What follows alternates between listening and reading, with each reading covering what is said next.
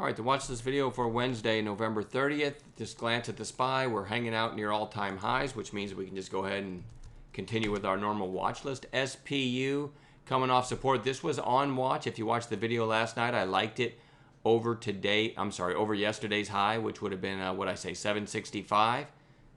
On an intraday basis, I called it long, right around 760 as it was pushing up here, looking for that break. Worst case stop, I think 735. It ended up, pushing through, taking out the previous day's high, but then chopping around for a while and then pushing in the afternoon. It never did stop out, but it had a really nice strong close. So it goes back on watch for tomorrow because you look to the left of where it closed. There's not a lot in the way, but a pretty nice move today from the area I gave you in last night's video. So I hope some of you made some money on that. GENE, let me try to type that correctly here. Huge pop today, but closing probably below the halfway point of the day's range. Anyway, with 26 million shares and closing still well above its open, I'm going to watch this one for a possible red to green tomorrow. Definitely goes on watch. SINO. Shippers are getting a little bit of interest now after getting really beaten up after a crazy move higher. And this one actually is kind of a weird looking chart, but also not too bad looking. You finally popped here from this day. It went 323 to 545. Quiet inside day. The next day the range was 340 to 473. That's a big range. And today was inside of yesterday's high, or inside of yesterday's range. Fairly narrow range, so I like it over today's high, over 448. It looks pretty interesting. GLBS, I'm not calling this one too, but it actually halted on upside moves today a couple times, I think. So maybe the shippers continue to bounce tomorrow, and I've chosen SINO to be the one I'm going to watch because I like the way it's chopping sideways here, and again, like it over today's high. SCON, I do not like this chart very much anymore, but as I've told you in previous videos, whenever I have a stock that can make a move like this and then a secondary move like this, and now it's chopping around doing nothing, it goes on watch. It's not my favorite chart, but maybe it gets some volume and we can find a way in. DRAM, nice little breakout today out of a fairly tight range on pretty big volume.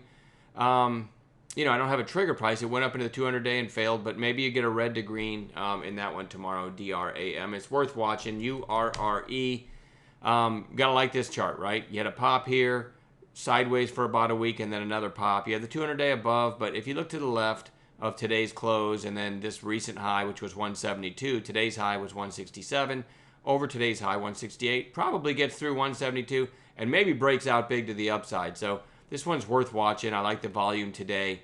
Looking back at the chart, if you take today's candle out of it, because you had a recent big pop here, and I was watching this for a few days and kind of took it off my radar, it definitely looked good over this two-day high, over 149. So when I look at this, the trader in me already feels like I missed a decent move, but I don't hold overnight anyway, so I'm definitely going to watch this again tomorrow for a break of today's high, and then hopefully a push through that 172 area. Deserves to be on watch. URRE, ROKA. This was on watch the other day, and it's just, had this big move here, but gave a lot of it back, chopping around for about a week, but closed strong today. Let's keep our eyes on that one tomorrow. A little bit of extra volume today too. PZRX. Whenever I have a big move and then sort of a quiet inside day, I always have that chart on watch for a possible third day play. So PZRX goes on watch. SKLN. Again, kind of like the SCON, you had the big pop, quiet day, another decent sized pop, and then, then it was at the bottom of the range, and now you've got a big two-day push down. So while I'm not bullish on this chart, I do want to put it on bounce watch because you've got a big two-day push down, and it's still above where it started from, and this one might get a nice bounce tomorrow. So we'll see. We'll have it on a chart. I'm actually putting DRY, dry ships back on watch. We all know about the crazy move, and now it's round tripped. I don't know that the price means much of anything here, but I do want to watch it. You notice it put in its early high a couple sessions ago in the first hour. Then today put in its early high right at the opening bell. Day before that never took out its early high from the opening 15-minute candle and so on. So you found some decent support this afternoon around the 440 area.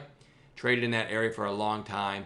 Maybe dry ships catches a bid. Remember, I'm a day trader, so I don't care about investing or anything like that.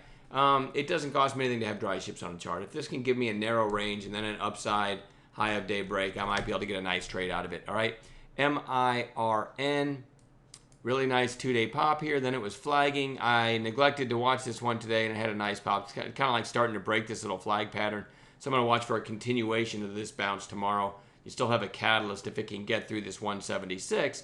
So today's high being 160. If it can get through that, we can think, hey, this might get to 177. If it gets to 177, you're kind of in breakout territory. So this one's certainly worth having on a chart. And I have one last one.